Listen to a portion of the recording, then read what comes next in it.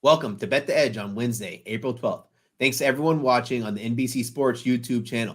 Coming up, there's no rest for the weary on the PGA Tour. Just a few days after the final round of the Masters, golfers will compete in another elevated event in Hilton Head at the RBC Heritage. Joining us to break down Scottie Scheffler, Jon Rahm as favorites is Steve Burkowski of Golf Channel. Plus, Drew and I will handicap the NBA play-in games tonight to talk series prices for the Lakers and Grizzlies and Hawks Celtics. Drew, there is a lot to unpack about last night. So much. Oh, first of all, Jimmy Butler all but guaranteeing a win over the Atlanta Hawks to come out at one point being down 25. They made a little bit of a fight, but ultimately ended up losing. Yeah. Oh my goodness. What's your thoughts on what happened last night? Well, if you shoot that poorly, you deserve to lose.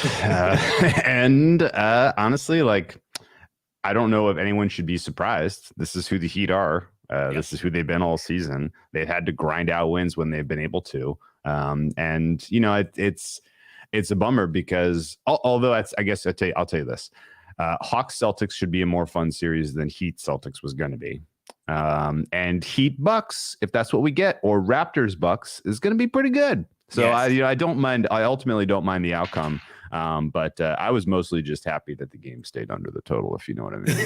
It was a fun watch in that capacity, and it had the very, very kind of Game 7 feel, which you ultimately want to watch if you're tuning in for playoffs in that capacity. No, it was exciting, and I bet Trae Young over 24.5 points. I think this is the first time that I ever got meaningless free throws. At one point, Snyder is saying 25-1 before his last free throw, and I swear they called it in. I was like, oh, he's mailing in this. An 89% free throw shooter is going to miss this. Watch, and he's going to miss by the hook, but I actually got it right. And then that Lakers game. Wow. AD almost blew it for the Lakers. I didn't want to stay up for overtime, but I knew it was going to happen. Does this make you like the Lakers? You don't have to give me all of your spiel now because we'll talk about it more, but does this make them more of a threat, or that game not change your opinion on them? They are still a little bit too one-dimensional offensively for me to think that they have much of a chance against the Grizzlies. Okay. They'll be good. They'll be a good, tough defensive matchup for the Grizzlies, but the Grizzlies will solve that. I think, by the time we get later in the series, I would expect this to be tilted pretty heavily Grizzlies. I'm mostly surprised that the market is giving the Lakers this much of a chance. I don't love having super big positions this early in the playoffs because it's a long game, but I'm going to be pretty heavily staked on Grizzlies series at these prices. Okay, I can't wait to talk about that. But now let's pivot over to golf and bring in Steve Burkowski of Golf Channel. Welcome, Steve. Thank you so much for joining us today. Thanks, guys. Appreciate it. And before we talk golf, as a long-suffering Knicks fan, I'm sure once you get there, you know it much better than I do. Bet against the Knicks because we know they're going to disappoint somehow, some way. I have a very fun kind of take for you on that series. Then, realistically, Cavs take care of business in Game 1 and Game 2. The Knicks fans are like, "Oh, same old Knicks," but the Knicks, I think, can come back in that series. I think they're going to be a really fun bet because as Randall gets back and gets healthy and starts to get his full kind of impact on the game, and honestly, once they kind of reduce RJ Barrett's minutes, the Knicks are going to be very live in that series. Oh, yeah. I like it. I'm holding you to it, Drew. Okay, Steve, we'll get to Jon Rahm in a minute, but looking back at the Masters, was Rory missing the cut or Phil Mickelson, Brooks Koepka, and Patrick Reed being near the top of the leaderboard on Sunday more surprising to you? Yes, to all the above. every year, Rory goes to Augusta trying to complete the career Grand Slam. And I think I get so caught up as a fan emotionally from the heart saying this is the year he's going to finally do it. He had seemed to figure out the driver heading into Augusta National, had played 81 holes in preparation in the weeks leading up to the Masters, and he was on the good side of the draw. Always gets off to slow starts, seemingly finds his way in the top 5 by the end of the week, but he shoots even on day 1, and you're like, okay, well, he'll start making a run on Friday. Well, he never made a run. He shoots 77. He was home before the storms ever came out. It is so depressing as a fan because we know how talented he is. You know how good he is. And the internal strife and pressure he must deal with, realizing that it's been almost 9 years since he's won a major championship. It's still confounding to me that you're nearing a decade since his last major win. So maybe 2024 is his year. On the flip side of that, guys, Phil Mickelson has won the Masters 3 times. Is there any other course, major or not, that guys can show up late in their career and play well? Go back to 1998. Jack Nicklaus was 58 years of age and finished 6th. They came on the air that Sunday. He was 2 back. We have seen Augusta. It changes, yet it doesn't. And then you had Brooks Koepka finally healthy, winning a live event the week before going into it. He was on the good side of the draw. He seemed absolutely unbeatable through 36 holes, and call it what you want. He didn't get the job done. And Patrick Reed's a past Masters champ. So I'd probably lean towards Rory, but to have maybe those 3 outliers that had a lot of question marks to it, I think it really added to the whole plot on the weekend at Augusta. Yeah, and I guess going forward, as far as live guys in majors, there was a little thesis beforehand that they would come in a little bit more rested, a little bit more like they're kind of don't have much to play for except for the majors. Meanwhile, the rest of these guys are going through the grind of the regular season. I mean, shoot, they're going to be pushed back out there this week, which we're going to talk about in a minute. But like the idea of kind of some of these guys defecting was they wanted to play less golf and be more, in better physical shape like Brooks Koepka was. Like, would you expect in general going forward for these majors that you're just going to have to maybe upgrade the live guys on the basis of rest? Yeah, it's an intriguing thought. I didn't look at it from that perspective, but so many people obviously don't love what's happening to the game, and they sort of dismiss these individuals. And there's a lot of valid reasons for it. Brooks Koepka is a 4-time major champion. We saw what he did from 2017 to 2019, winning 4 majors and 8 starts in major championships. When healthy, he didn't forget how to play golf. And he sort of showed it those first 2 days how clinical it was. Now, Phil did catch me off guard. There really had been no signs of Phil Mickelson with any form, but it shows you what Augusta playing alongside Spieth on that Sunday. Both those guys made a charge. We were thinking, or at least I was, wow, what if one gets to 9 or 10 and then they sit around for a couple hours? But then it's kudos to Jon Rahm that he literally didn't really miss a shot. And then if he did, he was on that mission, and he showed why he's the best in the world. Yeah, it was an absolutely beautiful finish for Jon Rahm. I was actually a little surprised in myself. I was on Brooks and off on Rory before the Masters start, and I'm such a huge Rory supporter. But let's pivot over to RBC. So Jon Rahm wins the Masters. We all know what comes with it. That's media appearances. There's so much drama and things that happen after the Masters. Do you expect him to be able to hold his form this week after winning the Masters? Or is, I don't know, just lay that out for me. My gut says no, and that's not to Jon Rahm as a golfer. There's instinctively, naturally a letdown. You would think, at least, to your point. There's so many things you're dealing with. I have to think the red wine was flowing late into Sunday night in celebration early into Monday. But when you look at the track record, Rahm is the 12th Masters champion to play in Hilton Head the very next week. The last 3 actually had a ton of success. Jordan Spieth in 2015 finished tied for 11th. Zach Johnson in 2007 finished 6th. And then Vijay Singh 2 decades ago, after winning at Augusta, finished tied for 3rd. So if you're looking for trends, maybe it says Jon Rahm will continue that. I've been to the Masters. I've covered Hilton Head through the years. It is a polar opposite in terms of the week. You go to the low country of South Carolina, a little laid back. Could you see Jon Rahm get off to a slow start on Thursday and then maybe come Friday? Hey, this is still a golf tournament. It's a big designated event, a lot on the line. I would tend to sort of fade someone that had a monumental week on Sebi's birthday, 40 years after he won at Augusta National. There has to be that natural letdown would be my instinct there. Yeah. And you see it in almost every individual sport. When you have a career accomplishment like that, there is absolutely an exhale. And it doesn't always just last 1 week, by the way.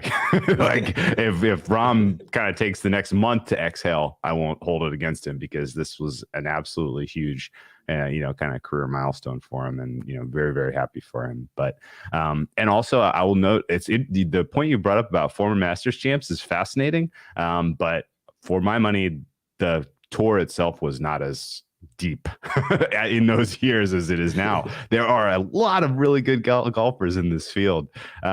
Is there anyone who I guess kind of fits a narrative of underperformed last week and has the goods, who may come in with a little bit of extra focus, trying to kind of make up some ground this week? Yeah, I think it's a little bit of a blend. I'm going to look at Collin Morikawa. You look at his ball striking. He has seemingly got that little 2-yard fade back, as he told me earlier this year. Top 10 at the Masters, consummate ball striker. He's got 5 top 15s in 2023.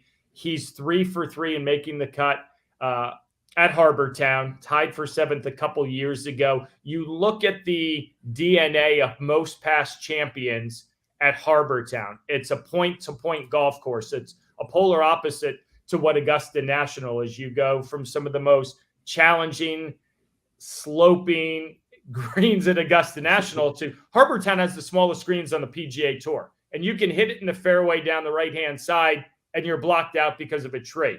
So you watch Collin Morikawa normally go around golf courses, I believe at 18-1, really good value there. He just, when I look at him from 30,000 feet down, he seems like a quality world-class player that has a pretty good price attached to him heading into this week. So I look for Collin to play well. Awesome. I'm on Collin this week as well. So hearing you say that gives me a little bit more comfort. And what's giving me comfort are the Rays undefeated. That means it is baseball season. Download the RotoWorld app to receive breaking player news all season long. Stay ahead of the competition by favoriting favorite players on your roster. Get the latest injury updates, player news, and much more delivered right to your phone. It's available in your app store today. Okay, so Rahm and Scheffler are the favorites heading into Hilton Head. But outside of Morikawa, are there any other big-name golfers you feel could come in form and walk away with a victory?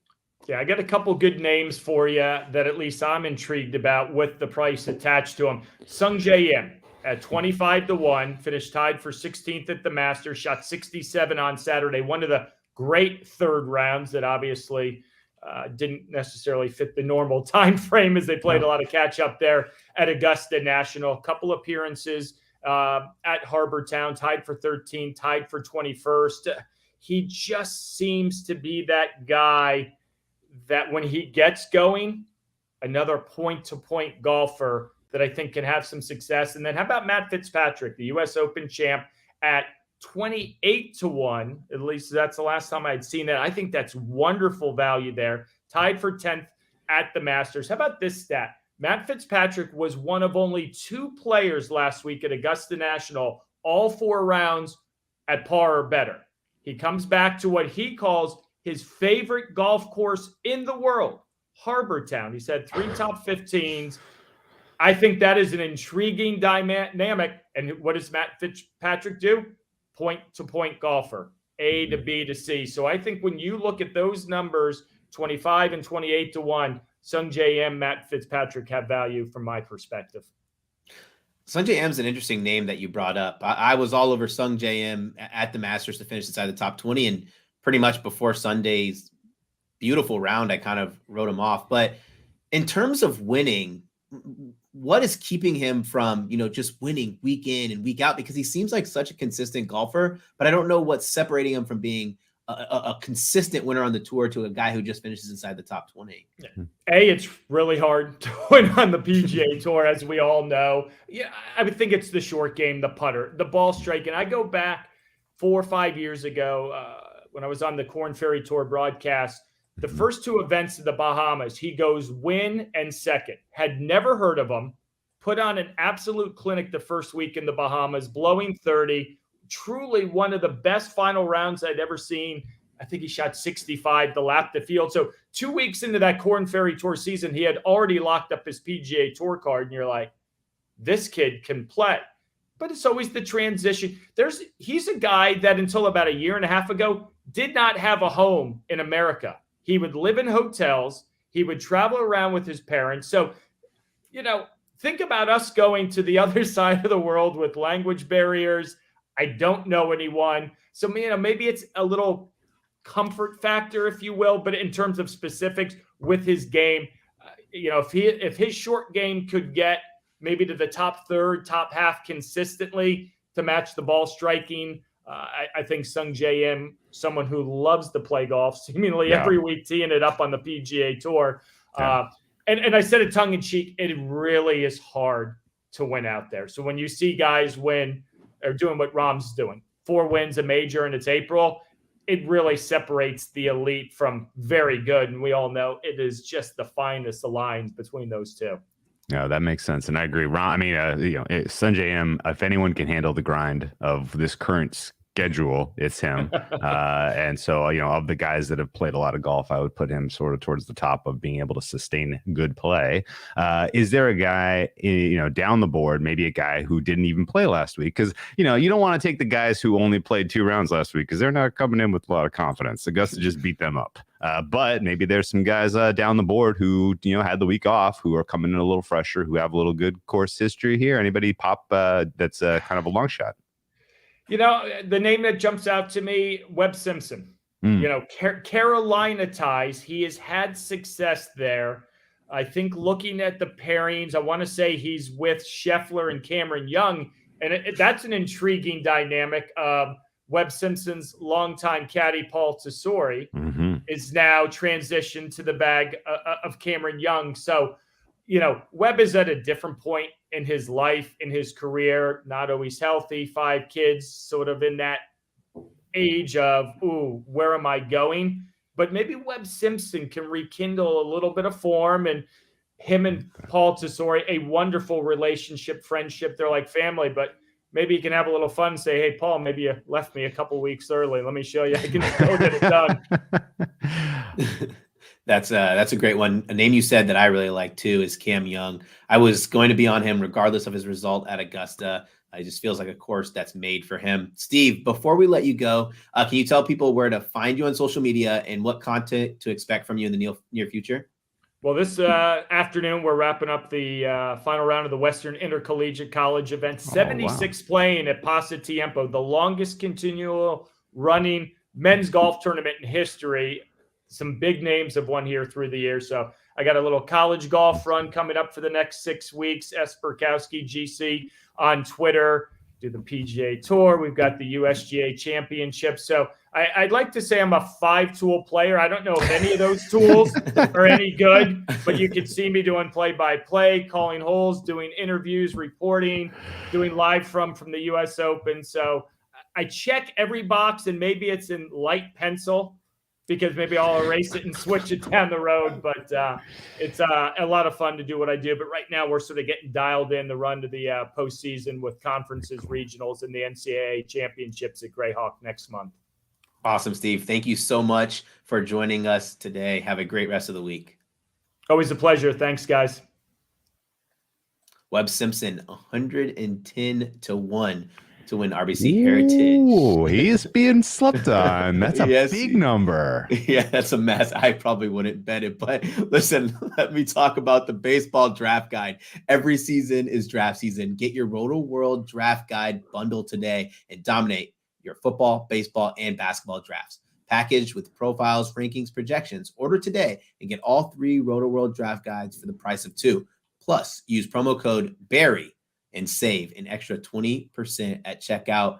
I am a draft guide person. I think these things are absolutely fantastic. But what also I am is a basketball lover. I have a plan on wearing a different basketball jersey for every single game this postseason. So let's talk about the play-in game today. Bulls at Raptors. Raptors a 6-point favorite. Total set at 212.5.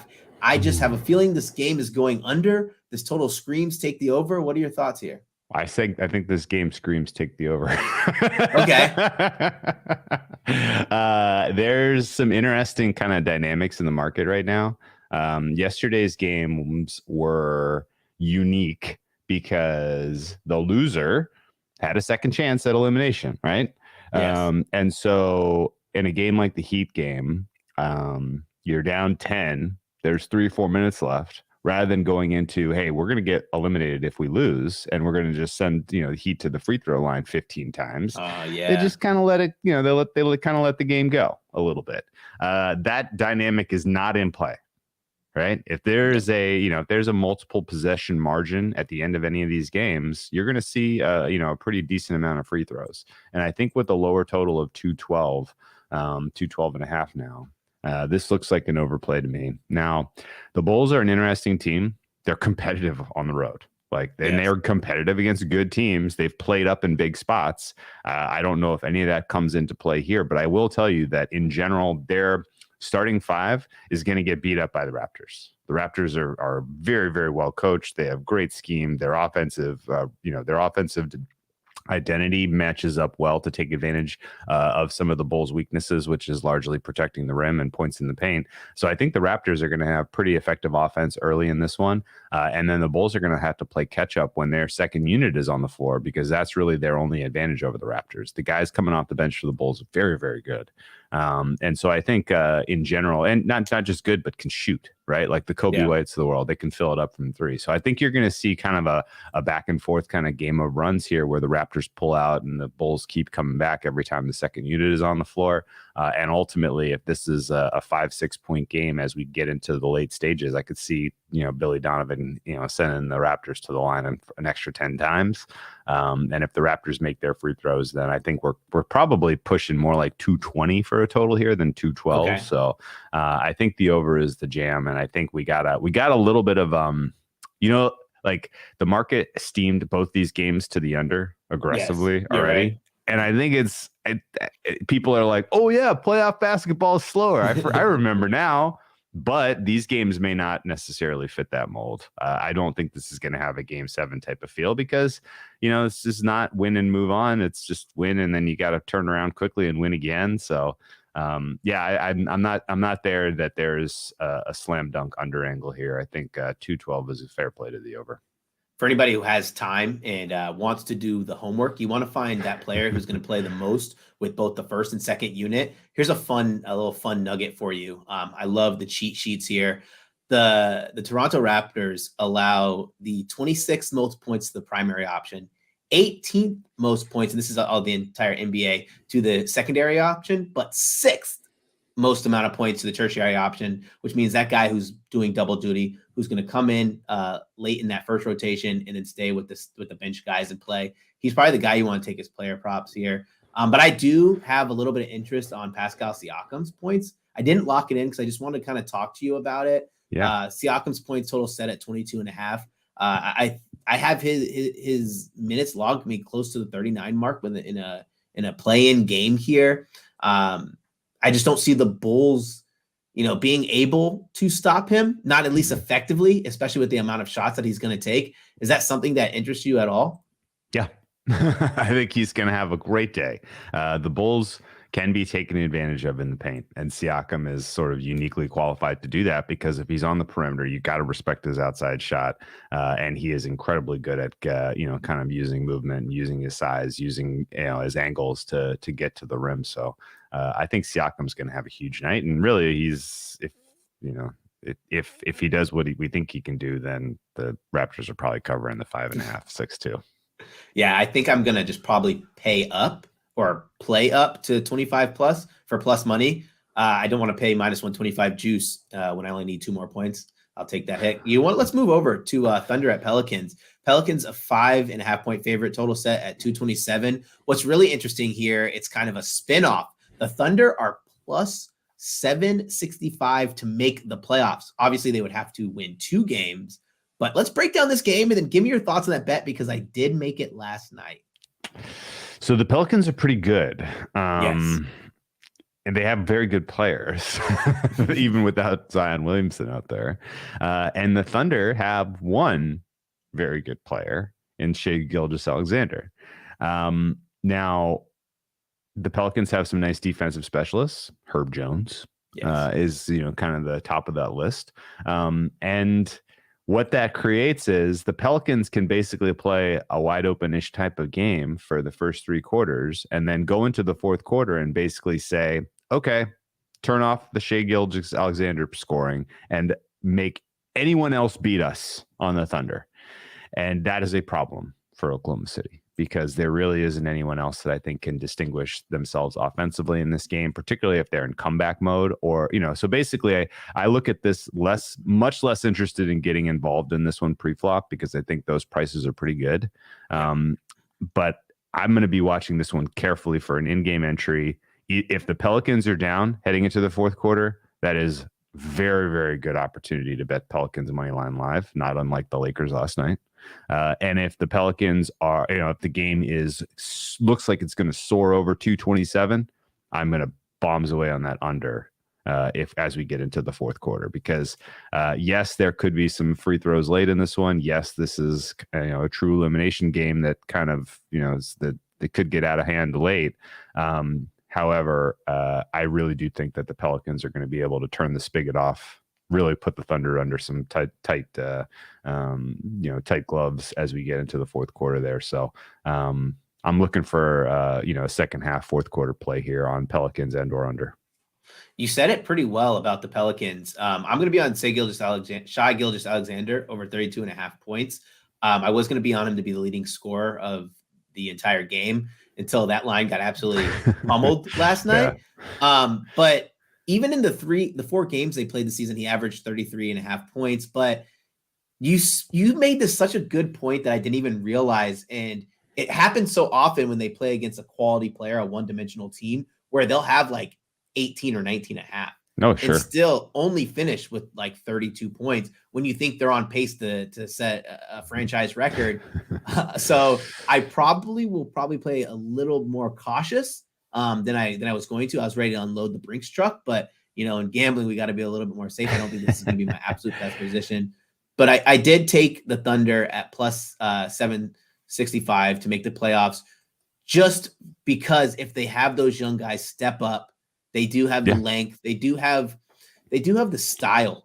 We talk about in basketball how paint touches on every possession get you buckets, and the Thunder lead the NBA in paint touches per possession. Just crazy stat. I don't know. It's just playing youth basketball. It's all you hear: get the ball in the paint. But let's move over. Let's talk about some series prices here. Celtics are minus 1250 against the Atlanta Hawks. I think they swept the regular season against the Hawks. I texted my Celtics contingency, my friends from Boston, and said, are you guys more happy with the Hawks or would you want the Heat? They said the Hawks. What do you think of this series? Oh, really? Oh, yes. They're confident. That confident, huh? Oh, no. I mean, if the Hawks are in trouble, they're in deep trouble. If you watched last night's game, the Hawks at times got very sloppy. The Hawks at times had really, really, they let the Heat get some wide open looks from 3. The Heat just couldn't make those baskets. You know who has absolutely no problem making wide open threes? The Boston Celtics.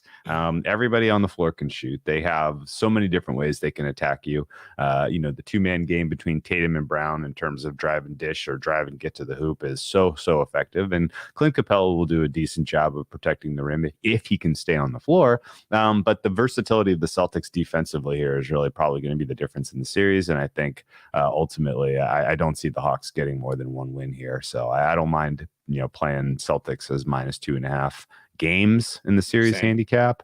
I think game by game, with you're probably looking for specific opportunities to lay it with the Celtics if they get off to a slow start in game. But they're going to win a number of these games by double digits because they are that much better. Yeah, when Snyder took over in Atlanta, I thought they would put Trey in more off-ball action. Still not happening. It's kind of like he said, don't put me in any off-ball action. I'm not getting beat up during the game. He literally sits in the corner when he doesn't have the ball in his hand.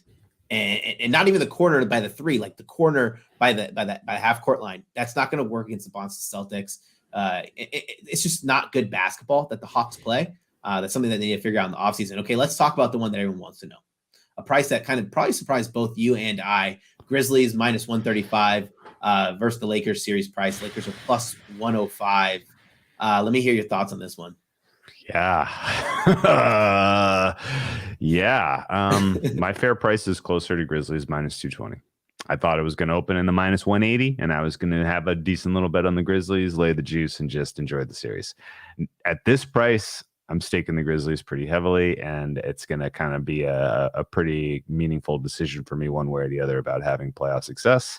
Don't love that this early in the playoffs, like to kind of build into the playoffs a bit, but this is a poorly priced market. I don't think the Lakers match up well with the Grizzlies in any aspect of the game. People are pointing to the Grizzlies and missing Steven Adams. I don't think Steven Adams really had a role in this series if he was healthy. People point to the loss, the absence of Brandon Clark. Yeah, that's some depth, but I don't think that really moves the needle one way or the other for me. They have a very dynamic and unique way to defend these guys. And, the Lakers are going to be able to get their baskets at the rim. They're going to get to the free throw line. They're going to be in some games, but the Grizzlies are just such a dynamic offense when you have JJJ, Bane, and Ja Morant on the floor that unless there is some sort of off-court, kind of nonsense that really derails this Grizzlies team, I think they get through pretty comfortably here. So I'm laying that price with the Grizz. Grizzlies one of those teams where you could take a number one of their starters out and they still have success. We've seen it all season with Ja Morant coming out, Desmond Bane getting hurt. I don't think I could put money on the Lakers. I have Lakers to win the NBA title at 60-1 and at 16, but I'm going to be on the Grizzlies. At no point in that game against the T-Wolves was their confidence instilled. But even it goes beyond that. At no point to close the season was I like, man, this Lakers team was phenomenal. Let's not forget. I know it's hard to say we don't want to dissect the team game by game, right? But it all comes back to me of their desire to lock down for an entire game and play with aggression and a sense of urgency through an entire game. Let's go back to when they played the Utah Jazz. The tanking Utah Jazz. They had a 10-point lead with 1 minute and 30 seconds left to go. That game goes to overtime. There's just situations where they just kind of have lapses in judgment. And that game was one of them. It happened again against the T-Wolves. Great defensive effort. Great way to lock down. But the fact that you foul a three-point shooter with 1 second left to go, he needs a miracle to make it, is something that, championships aren't made out of lapses in judgment. I think this is a serious price that I can play comfortably. And yeah, the Lakers, they won 2 out of 3 meetings this season. I don't put any stock in that. And at some point, LeBron's going to get tired because he is going to have to be the emotional hustle, all of those kind of leaders for this team. And at the end of the day, we have to remember LeBron's old, man. Like that stuff wears on you. It's not like they got home court advantage. It's not like they didn't have to play in the play-in. Like this team is going to be very banged up. And every single time I see Anthony Davis go inside to grab a board, I get a little worried about his health. Yeah, I think that's a fair concern about getting involved with the Lakers anyway. This entire playoffs is Anthony Davis is, 1 play away from heading to the locker room. And I think your broader point is fair, which is the Lakers are kind of one-dimensional. Yes. Like, yeah, Austin Reeves has given them some pop, but it's still a team that, it can only do it the hard way. and honestly, like, yeah, the hard way may work for a game or two against the Grizzlies, but I don't think it's going to keep them competitive in that series. The Grizzlies are so dynamic offensively. Yes, they are. Like they could, honestly, I think the play, put some Grizzlies in pocket and let's play some Grizzlies team total over in every game. Ooh, that'll be fun. Okay, I have 2 questions before we wrap. First one, unscripted question. Does Kenny Lofton Jr. see the court? After a 42-point performance in his last game, does he get any playing time in the playoffs? Of course, he's a legend. Kenny Lofton Jr.?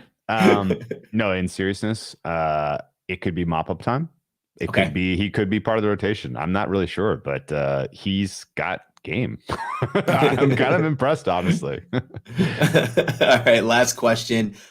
St. Stephen said, how nervous should I be about my quickly 6th man of the year position?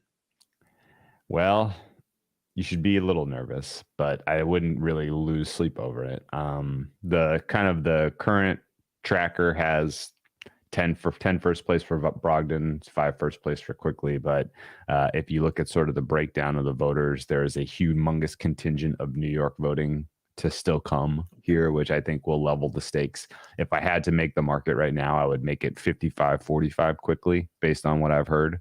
And just in general, some of the buzz, because like there's some people who will say, this is who I voted for, blank. And there are other people who will be like, yeah, I talked to blank and blank and blank and blank, and it's Quickly. Right. And so I think, I think there are enough votes still left to be counted that it's still very much a race where Quickly ought to be a small favorite. But, the fact that he's gotten as much support as he had from some of the legacy guys is a little bit concerning. Also, I don't get the sense that a lot of people put a ton of time and thought into this. I think the time and thought that Jay and I did over the balance of the season covering this award was probably more than some of these voters have put in terms of making their decisions. So this is going to be a little bit of a sweat. These awards are a little bit less predictable than the NFL. I try not to get too many positions into it, but man, as always, actually, let's get one more before we go. What are your thoughts on SGA as most improved? I personally, if I were a voter, I'd vote him over Markkanen. Look, one team is at home playing golf today while the other one's preparing for a playing game. What's your thoughts on this one? Yeah, I thought this was going to be closer. I don't think the current vote count of 11-2 is going to be ultimately reflective of a runaway for Markkanen. There's going to be a lot more Shea votes coming in here. The problem that I'm getting a sense of as I look at a couple of votes that have already been chalked is that people are like putting Shea as first team All-NBA, 5th vote for MVP. Right. And so they're kind of rewarding him in other ways as opposed to giving him the consideration of this award, which is concerning. So between SGA and Quickly, I'd be more worried about SGA. I think he's much closer to 50-50 still in that market, whereas I would still make Quickly a small favorite. The biggest surprise here was Mobley getting so many Defensive Player of the Year votes. What are your thoughts on that? That is crazy. Our good friend Lockie Lockerson had sort of the perfect summation tweet of it yesterday, where he was basically like, so many people went for the contrarian choice in the DPOY market that they may ultimately get that guy the award. Yeah, this is a huge surprise. People picked apart Brook Lopez for being the 3rd best defensive player on that team. That does not help his case. People picked apart JJJ because he's got so much foul trouble and he hasn't played as many minutes. That's hurt his case, and that's kind of opened the door for this complete and total surprise. If that comes through, that's going to be just absolute, bonus gravy on the pile. I did not expect that to be live whatsoever. I figured all my DPOI was a lost cause. That would be absolutely smashing, Drew. As always, it is fun, guys. Thank you. I know I didn't give out my RBC Heritage picks, but those will be on NBCSportsEdge.com. And that's a reminder, don't forget to check out NBCSportsEdge.com for more information to help you with your wagers. Thanks to those who are listening to us on the NBC Sports YouTube channel. And if you're listening to us in podcast form, don't forget to subscribe and rate us. For Drew Dinsick, I'm Brad Thomas. Take care.